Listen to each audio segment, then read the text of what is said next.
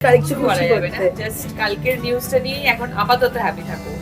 দীর্ঘ টানাপোড়েন, মান অভিমান ও বিতর্কের পর আবারও দেব শুভশ্রী জুটি ফিরছে, এমন জল্পনায় নতুন করে উত্তাল টলিউড।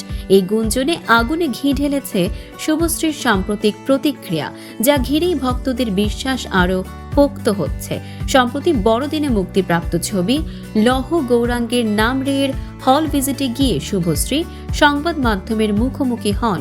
দেবের সঙ্গে নতুন ছবি প্রসঙ্গে প্রশ্ন করা হলে তিনি সরাসরি কিছু না বললেও ইঙ্গিতপূর্ণ মন্তব্য করেন। শুভশ্রী বলেন, এখন আমরা কিছুই বলবো না, আপাতত বাকিদের প্রতিক্রিয়াটা উপভোগ করতে চাই। যতটুকু জানা গেছে সেটুকু নিয়েই খুশি থাকা ভালো। তারই নীরবতা ও হাসিমাখা উত্তরই অনুরাগীদের চোখে বড় ইঙ্গিত। শুভশ্রী আরও স্মরণ করিয়ে দেন, প্রায় 10 বছর পর ধূমকেতু মুক্তির সময় তারা দর্শকদের কাছ থেকে যে ভালোবাসা পেয়েছিলেন তা আজও ভুলে যাননি। তার কথায়, মানুষ যে আমাদের কতটা ভালোবাসে সেটা আমরা নিজেরাই দেখেছি।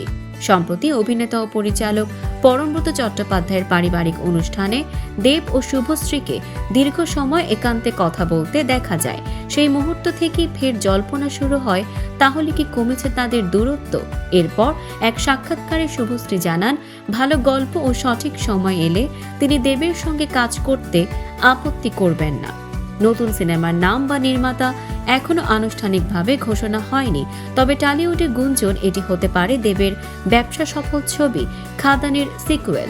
প্রেম, অ্যাকশন ও রোম্যান্সে ভরপুর গল্পে দেবকে দেখা যেতে পারে একেবারে নতুন লুকে, আর শুভশ্রীর চরিত্র থাকবে গুরুত্বপূর্ণ ভূমিকায়।